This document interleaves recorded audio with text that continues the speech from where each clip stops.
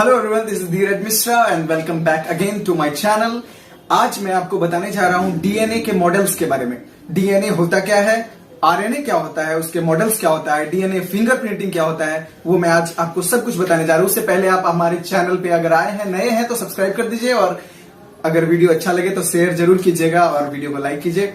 तो आज चलिए हम लोग जानते हैं मॉडल्स ऑफ डीएनए के बारे में। सबसे पहले हम लोग जान लेते हैं डीएनए का फुल फॉर्म क्या होता है। डीएनए का फुल फॉर्म होता है डीऑक्सी राइबो न्यूक्लिक एसिड, ठीक है। और डीएनए का खोज सबसे पहले 1869 में फेडरिक मिसर नाम के एक व्यक्ति ने किया था। 1953 में वॉटसन एवं क्रिक ने डीएनए के डबल हेलिक्स सीढ़ी नुमा संरचना जो होता है, जो आप पिक्चर में देख भी रहे होंगे, डबल हेलिक्स रचना का खोज किया था वॉटसन एवं क्रिक ने, जिसके लिए उन्हें 1962 यानी 1962 में नोबेल प्राइज भी दिया गया था। हम लोग जानेंगे डीएनए में 4 प्रकार के नाइट्रोजनस बेस होते हैं, ठीक है। ATCG, A for adenine, T for thymine, C for cytosine और G for guanine, phosphate, okay, और एक सुगर होते हैं, ठीक है।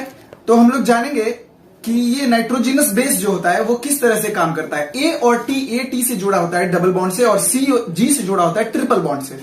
डीएनए दोहरी कुंडलित रचना है, ठीक है। इसमें 2 कुंडल होते हैं, जबकि आरएनए में बस 1 कुंडल होते हैं। एक कुंडल मतलब एक धागा टाइप का संरचना, और डीएनए होता है एक सीढ़ी नुमा संरचना जिसमें 2 धागा टाइप संरचना होता है, ठीक है। जिसमें कि एक टर्म की लंबाई 34 एंगस्ट्रम होती है तथा इसका व्यास जो होता है 20 एंगस्ट्रम, ठीक है। प्रत्येक टर्म में 10 न्यूक्लियोटाइड्स होते हैं। आपको पता होगा कि डीएनए का इकाई न्यूक्लियोटाइड्स होता है, ठीक है।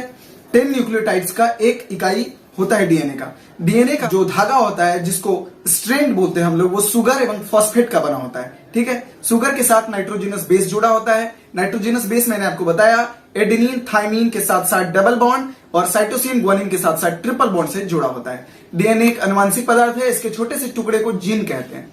जीन एक अनुवांशिक वाहक होता है। अनुवांशिक रोग, अनुवांशिक गुण, सब कुछ जीन के द्वारा ही आता है, जो हम लोग बोलते हैं डीएनए के द्वारा आता है। डीएनए फिंगरप्रिंटिंग क्या होता है, हम लोग अब ये जानेंगे।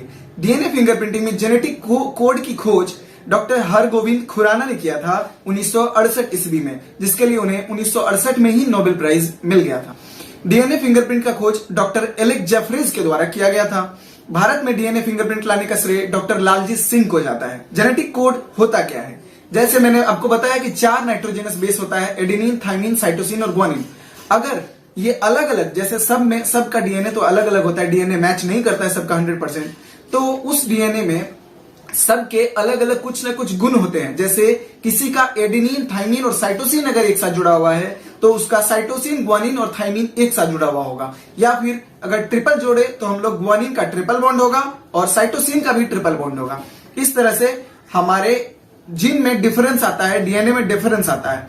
भारत में डीएनए फिंगरप्रिंट टेस्ट संस्थान अभी हैदराबाद, चंडीगढ़, लखनऊ तथा पटना में है और भी कई नई जगह अभी खोले गए हैं डीएनए फिंगरप्रिंटिंग के लिए। भारत में पहला डीएनए फिंगरप्रिंटिंग, आपको पता होगा, राजीव गांधी जो हमारे पूर्व प्रधानमंत्री, उनकी हत्या जब हुई थी तो एक धनु नाम की एक महिला जो ब्लास्ट में दोनों मतलब ब्लास्ट हो गए थे, दोनों उड़ गए थे, तो उसका बॉडी इस तरह बिखरा हुआ था कि बॉडी मिल नहीं रहा था कि कौन सा राजीव गांधी जी का बॉडी है और कौन सा धनु जो हत्यारिन थी उसका बॉडी है।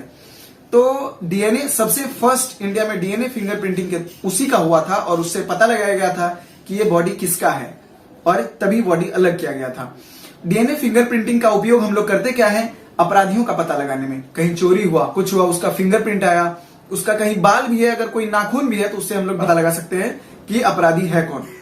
दूसरा, संपत्ति विवाद के मामले में, जैसे किसी ने किसी पर जाकर क्लेम कर दिया कि मैं उसका वंशज हूं, तो इस मामले में पता लगाने के लिए भी हम लोग डीएनए फिंगरप्रिंटिंग का इस्तेमाल करते हैं।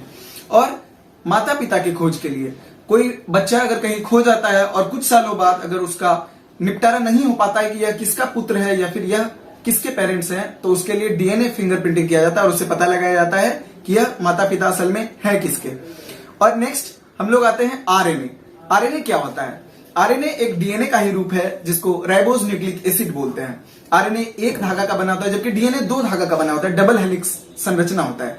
आरएनए में एडेनिन, ग्वानिन, साइटोसिन और यूरासिल होता है। ये नाइट्रोजनस बेस होता है, ये 4 इसमें भी होता है, लेकिन यूरासिल थाइमिन के स्थान पर भी आता है।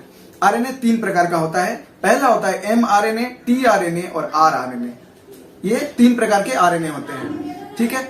और हम लोग जानते हैं कि डीएनए रेप्लिकेशन क्या होता है। जब डीएनए से दूसरा डीएनए बनता है तो डीएनए रेप्लिकेट होता है, उसको डीएनए रेप्लिकेशन कहते हैं। और डीएनए से, जैसे कल मैंने आपको बताया था कल के वीडियो में कि सैंपल लिया जाता है और आरएनए से डीएनए में कन्वर्ट करके तब टेस्ट किया जाता है कोरोना का। तो उस हिसाब में भी, जिसको ट्रांसक्रिप्शन बोलते हैं, डीएनए टू आरएनए में कन्वर्ट करने की प्रक्रिया को ट्रांसक्रिप्शन बोलते हैं, और आरएनए से डीएनए में कन्वर्ट करने की प्रक्रिया को रिवर्स ट्रांसक्रिप्शन बोलते हैं। और आरएनए से प्रोटीन जब बनता है तो ट्रांसलेशन कहलाता है। तो आज हम लोगों ने जाना डीएनए के बारे में। इसी तरह मैं आपको नए नए वीडियो में नई नई बातें बताता रहूंगा और नए नए चीजों का एक नई नई जानकारी देता रहूंगा।